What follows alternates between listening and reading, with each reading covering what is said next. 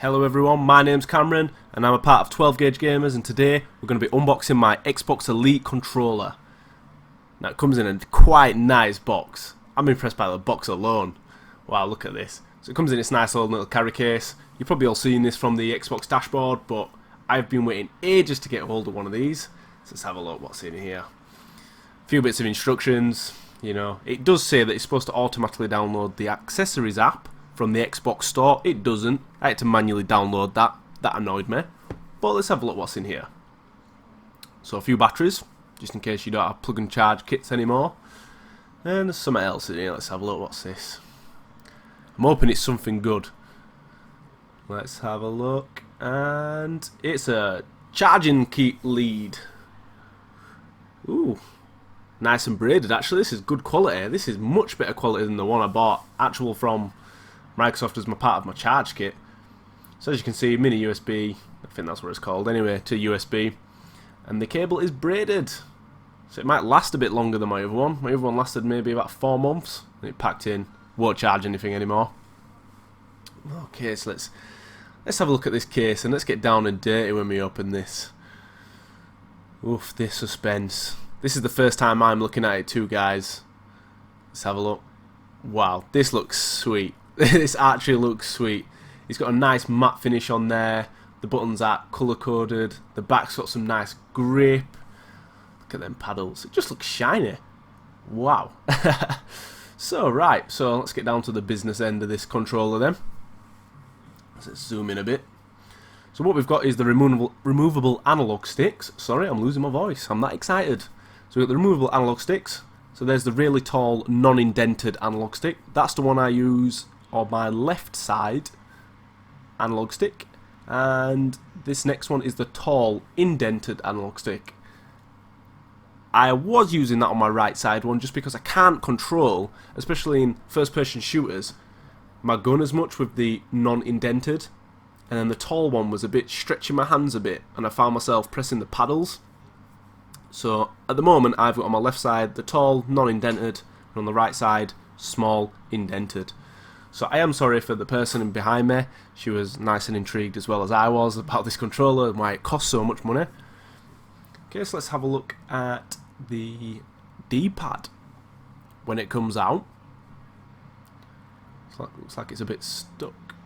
There we go. So these are all held on magnetically. Okay, so you just pull this off and place that back on. Now, I'm going to call that one the steel pan drum, and then there's a D-pad. I'm using the D-pad at the moment. I'm not using the steel pan drum. I just can't get used to it. I don't need it really. Most games don't even use the D-pad. Okay, so the paddles themselves are on the back. They are quite touchy and they just flick off. You just twist them and they come straight off. They are very, very, very sensitive. Like, I have not yet used them yet because I just can't. Because I keep pressing all the buttons. Playing Just Cause 3. Just throw myself out of a helicopter midway over the ocean. That's happened a few times. Also here we've also got the hair triggers. So these green little levers, what they do is they activate the hair trigger. So it doesn't fully depress down. I've only really seen this work properly in first person shooters. It doesn't work in Just Cause 3, as what I'm playing right now. If I put it on the hair trigger and I try to drive, I don't drive as fast. I'm really slow. So I would recommend that is for first person only.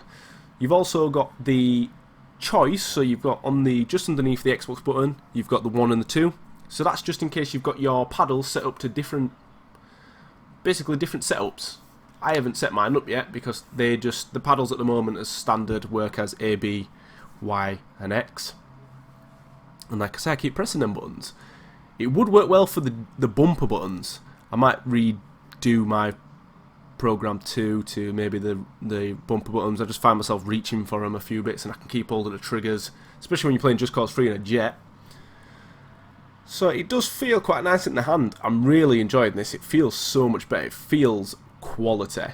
Also the metal outer casings on your bumpers and where the Xbox button is, it's just awesome. This is one of the best things I've ever bought for my Xbox One. It's just perfect. The trouble is getting hold of one.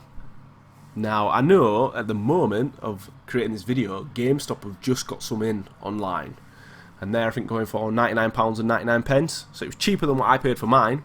So if you are still wanting one, go check them out, because I know they just got their delivery in. Amazon are due a delivery quite soon as well. So yeah guys, this is the Xbox One controller. I am impressed. Let's have a look and see if there's all else in here. So what we're going to do is we're going to do a little space test. So you always get these cases and yet they never fit anything in them. So let's put the controller in there, put the batteries in, put my playing charge cable in there and see what we get out of that. I have a feeling it's not going to fit. These things never, ever, ever fit. So here we go. Let's put that in. So I've got my playing card sheet, I've just rammed it in there, and there we go. So it's not shutting. Might be because of the tall analog stick, might be because it actually doesn't look like it's going to close. So let's pull it a bit back. Let's make a bit of space. Okay. Yeah, it's still not shutting. I would not want to force this zipped shut. You don't spend that amount of money on something and just force something down onto it. There's no chance. Okay, let's try to spread it out a bit, unravel this playing charge kit, get a bit of space in there. It's getting closer, we're getting there, we're getting there. Tell you what, we'll swap analog sticks. That one might be a bit too tall for it. Right, what is this now? Attempt 5? Oh, it's a bit better, so it's closing a bit more. So I'll tell you what we'll do. Yeah, I've just had to force that shut. That's I'm not happy with that at all. Literally, you're not spending that big money and not getting it to shut. Let's take this out and let's try it near the analog sticks itself. It fits in quite nicely there actually. It's quite a good spot for it. There we go. We'll stick the batteries in that little net mesh. It's the only thing that's about going to fit in there. There we go. Closes perfect. There we go. It's a good job I did that test. So there we go guys. Xbox One controller. Like I said, look out for the 12 Gauge Gamers videos, and I hope you enjoy.